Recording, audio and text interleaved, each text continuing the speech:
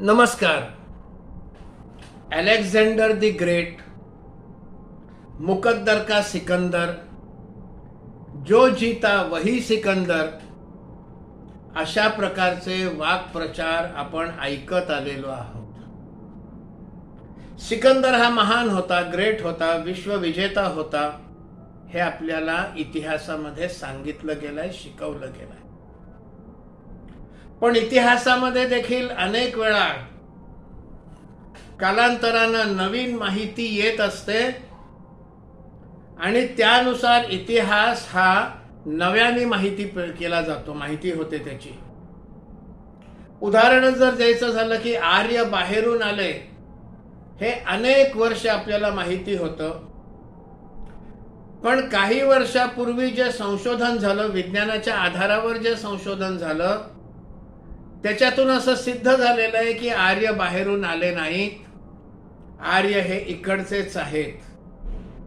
आणि त्यामुळे आर्यांचं आक्रमण, आर्यन इन्व्हेजन थिअरी ही आता मागे पडली आणि आर्य हे मूळचे याच भूमीतले आहेत, ही नवीन माहिती आलेली आहे. सरस्वती नदी ही काल्पनिक आहे, ती कधी अस्तित्वात नव्हतीच किंवा नाहीच आहे, अशी धारणा जवळजवळ 30 वर्षापूर्वीपर्यंत आपली होती. पण राजाभाऊ वाकणकर हे इतिहासकार, यांना असा विश्वास होता की सरस्वती नदी अस्तित्वात आहे, होती, आणि त्यामुळे त्यांनी त्याच्यावर संशोधन सुरू केलं. आणि त्यांच्या संशोधनाचा निष्कर्ष असा निघाला की सरस्वती पंजाबमधून जमिनीच्या खालनं वाहते आहे, म्हणजे सरस्वती लुप्त झाली, हे म्हणणं खरं ठरलं.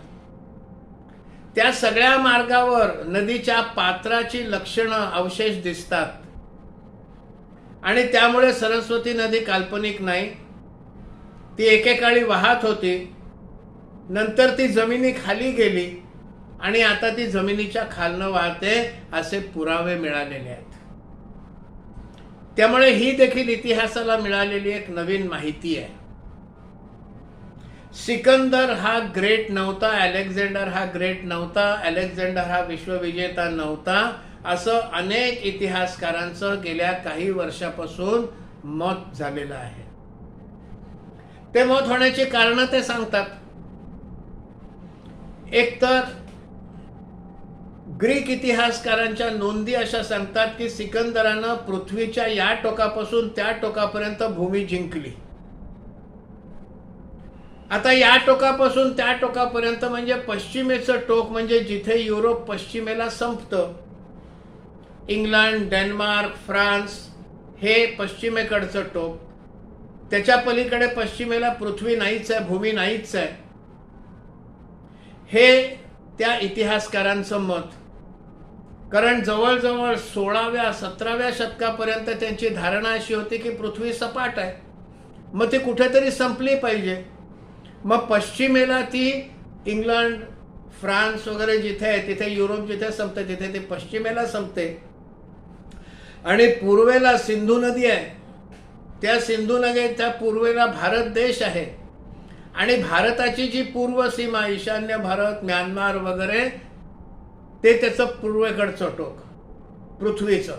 बाकी पृथ्वी सपाट ही धारणा त्यांची जवळजवळ 15व्या-16व्या शतकापर्यंत होती.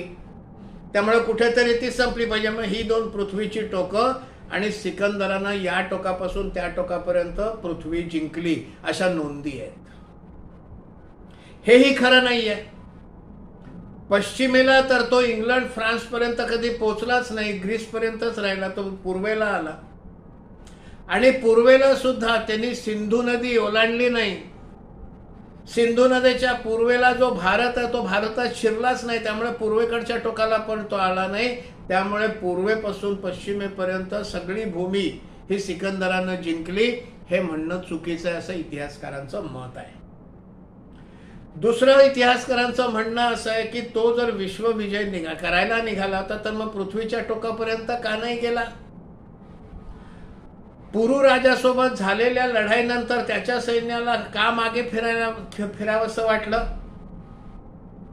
याचं कारण इतिहासकारांच्या मते त्याचा पराभव झाला.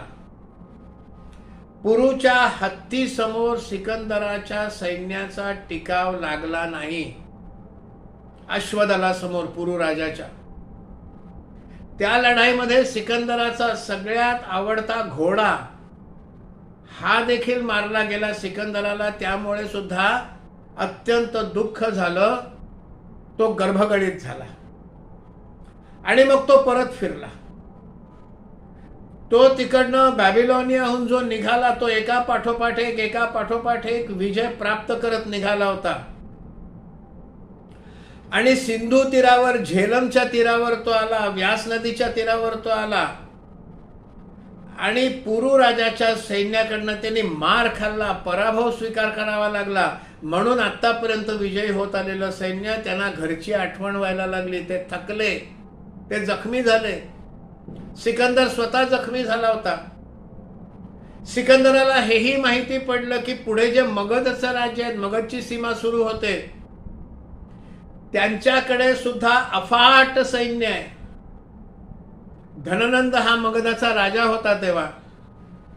ह्या धननंदाकडे अफाट सैन्य आहे हे जेव्हा सिकंदराला समजलं तेव्हा त्याचा आत्मविश्वास ढळला.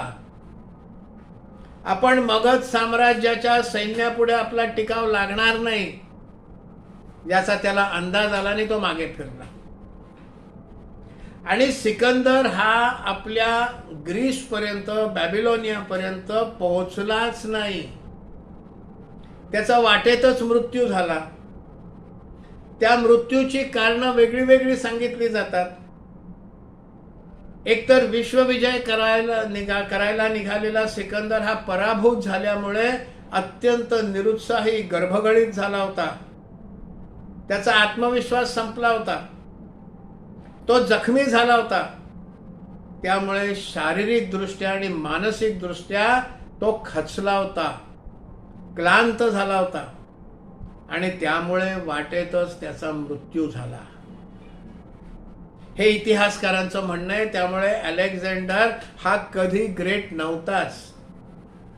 या टोकापासून त्या टोकापर्यंत त्यांनी पृथ्वी जिंकलीच नाही, त्यांनी विश्वविजय केलाच नाही. हे इतिहासकारांचं गेल्या अनेक वर्षापासून मत झालेलं आहे. आणि आता या विषयामध्ये आणखीन एक पुढचं पाऊल इतिहासकारांनी टाकलंय. अलीकडे अनेक इतिहासकारांचं असं मत पडायला लागलेलं आहे की सिकंदर झालाच नाही.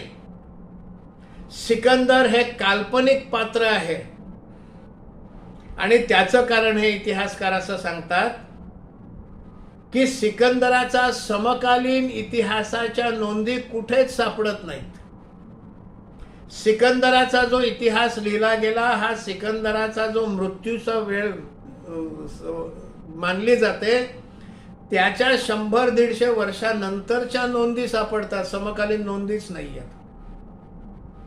जगातल्या अनेक इतिहासातल्या मंडळींच्या समकालीन नोंदी सापडतात पण सिकंदराची नोंद सापडत नाही. पुरू राजाची नोंद सुद्धा ग्रीक इतिहासकारांच्या नोंदींमध्ये, ते सुद्धा 100-150 वर्षानंतर सिकंदराचा जेव्हा इतिहास लिहिला गेला तिथे पुरूच्या नोंदी सापडतात. पण भारतीय इतिहासाच्या ज्या नोंदी आहेत त्याच्यामध्ये पुरू राजाची नोंद कुठेच सापडत नाही. चाणक्याची नोंद सापडते, कारण पुरू राजा जेव्हा होता असं म्हटलं जातं त्याच काळात चाणक्य होते. मग समकालीन नोंदींमध्ये चाणक्यांची नोंद आहे. चाणक्य नीती त्या काळात लिहिलेली आपल्याला माहिती आहे. धननंद हा मगधचा राजा होता, त्याची नोंद सापडते. पण सिकंदराची आणि पुरू राजाची समकालीन नोंद ही सापडतच नाही. हे एक कारण. दुसरं कारण असं की त्या काळामधल्या पिरॅमिड्स, ममीज या सापडतात. सिकंदराची कबर कुठेच सापडत नाही. चंद्रगुप्ताची नोंद सापडते, सेल्युकस निकेटरची नोंद सापडते. सेल्युकस निकेटरने आपल्या मुलीचा चंद्रगुप्ताशी विवाह लावला ही नोंद सापडते. पण सिकंदराची कुठे नोंदही सापडत नाही, त्याचे पुरातात्विक अवशेष सापडत नाहीत. आजच्या पटण्यामध्ये म्हणजे तेव्हाचा पाटलीपुत्र मगध साम्राज्याची राजधानी, तिथल्या चंद्रगुप्त मौर्याच्या धननंदाच्या राजवाड्यांचे किंवा त्या पाटलीपुत्रा शहराचे अवशेष सापडतात. पण ज्या असं म्हणतात की सिकंदरने अनेक ठिकाणी अलेक्झांड्रिया नावाची शहरं उभी केली, पण त्यातलं कुठल्याच शहराचे कुठलेच अवशेष सापडत नाहीत. आणि त्यामुळे अनेक इतिहासकारांचं अलीकडे असं मत व्हायला लागलेलं आहे की सिकंदर मुळात झालाच नाही, तो काल्पनिक होता. इतिहासकार आणखीन संशोधन करतीलच, संशोधनामध्ये नवीन नवीन माहिती बाहेर येईलच, पण तुर्तास जी माहिती बाहेर येते ही माहिती आपल्याला सांगते की सिकंदर हा कधी अस्तित्वात नव्हताच आणि तो एक काल्पनिक पात्र आहे. हा विषय जर आपल्याला आवडला असेल तर कृपया शेअर करा, लाईक करा आणि चॅनल सबस्क्राईब करा. धन्यवाद.